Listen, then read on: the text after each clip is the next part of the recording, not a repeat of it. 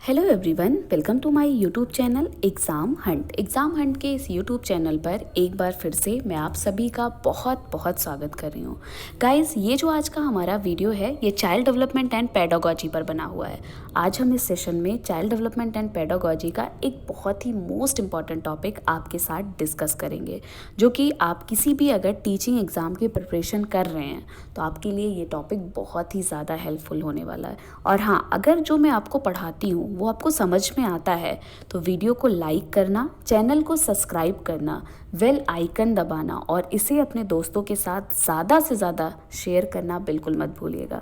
और comment box में ये भी बताना बिल्कुल मत भूलिएगा कि आपको वीडियो कैसी लगी है। तो चलिए देखते हैं कि आज हम इस सेशन में चाइल्ड डेवलपमेंट का कौन सा मोस्ट इम्पॉर्टेंट टॉपिक आपके साथ डिस्कस करेंगे।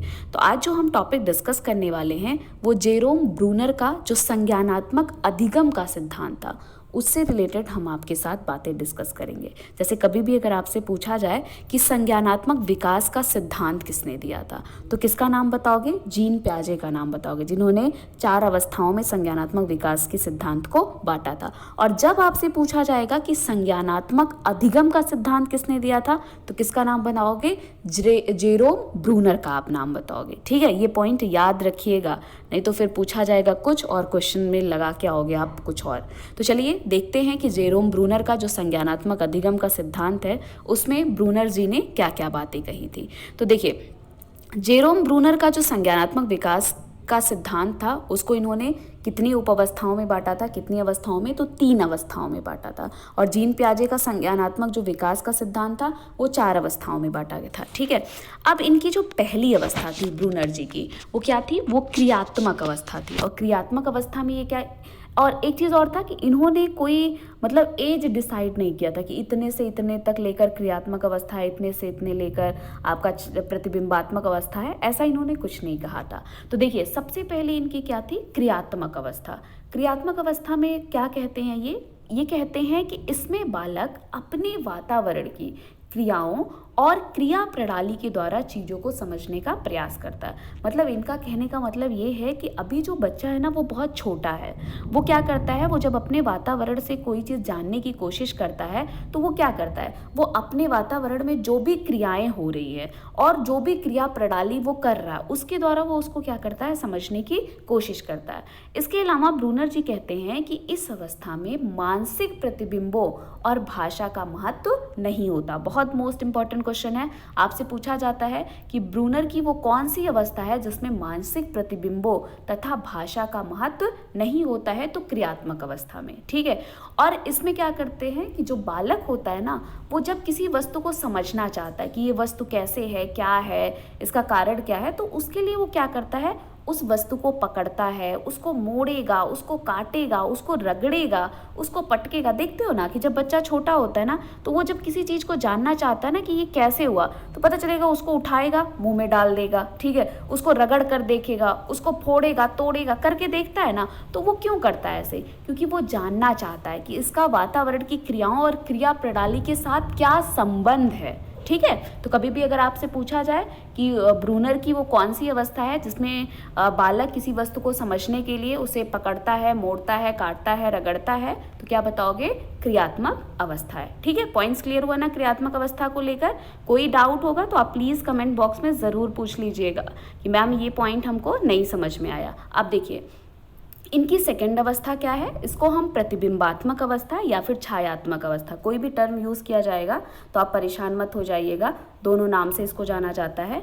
और ब्रूनर कहते हैं कि इस अवस्था में मानसिक प्रतिबिंबों के द्वारा, मतलब मेंटल इमेज के द्वारा सूचनाएं व्यक्ति तक पहुंचती है। जैसे बालक क्या करेगा भाई, अपने दिमाग में आप उसको बुलाओगे तो वो सोचेगा अच्छा मुझे कोई बुला रहा है, वो पीछे मुड़ के देखेगा, अच्छा ओ बुलाया जा रहा है मेरे। तो बालक क्या करता है? बालक जो होता है वो चमक हो गया, शोर हो गया, गति हो गया तथा विविधता से क्या होता है? प्रभावित होता है। और बालकों में दृश्य स्मृति क्या होती है, विकसित हो जाती है। ये भी बहुत इंपॉर्टेंट क्वेश्चन है, आपसे पूछा जाता है कि ब्रूनर की वो कौन सी अवस्था है जिसमें बालक चमक, शोर, गति इससे प्रभावित होता है, तो प्रतिबिंबात्मक अवस्था। या फिर कौन सी अवस्था है जिसमें दृश्य स्मृति बालक की विकसित होती है, तो प्रतिबिंबात्मक अवस्था। और सबसे मोस्ट इंपॉर्टेंट क्वेश्चन, ये जो आपका प्रतिबिंबात्मक अवस्था है ना, ये जीन पियाजे की पूर्व संक्रियात्मक अवस्था से मिलती जुलती है। कई बार ये क्वेश्चन पूछा है कि ब्रूनर की प्रतिबिंबात्मक अवस्था जीन पियाजे की किस अवस्था से मिलती जुलती है,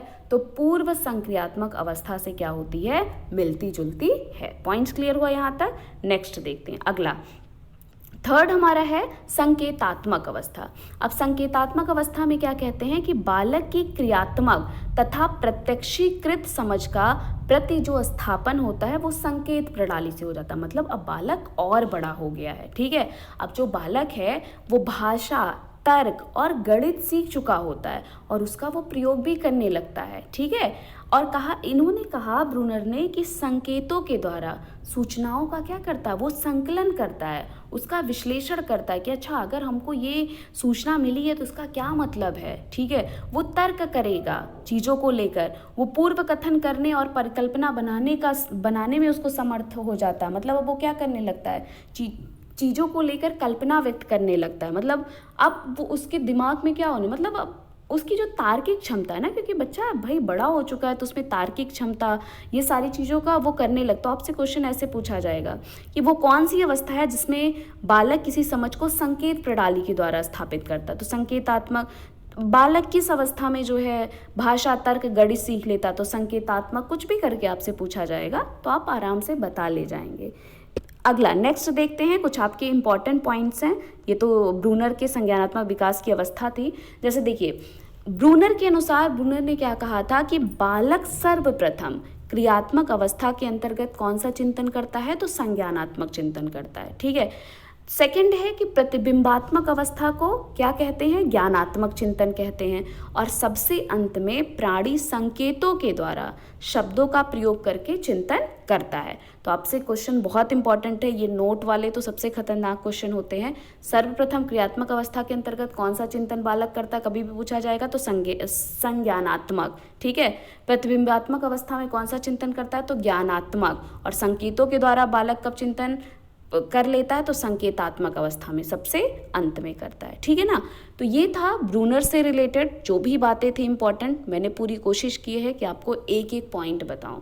फिर भी अगर कहीं पे आपको डाउट होता है, कहीं पे आपको कन्फ्यूज़न होता है, तो वो चीज़ आप मेरे से पूछना बिल्कुल मत भूलिएगा। और अगर आपको वीडियो पसंद आई है तो इसे लाइक करना, चैनल को सब्सक्राइब करना और ज़्यादा से ज़्यादा इसे अपने दोस्तों के साथ शेयर करना आप बिल्कुल मत भूलिएगा। तो चलिए फिर मिलते हैं नेक्स्ट वीडियो में नेक्स्ट टॉपिक के साथ और डिस्कस करेंगे आपके साथ बहुत सारी बातें। Thank you so much guys, best of luck.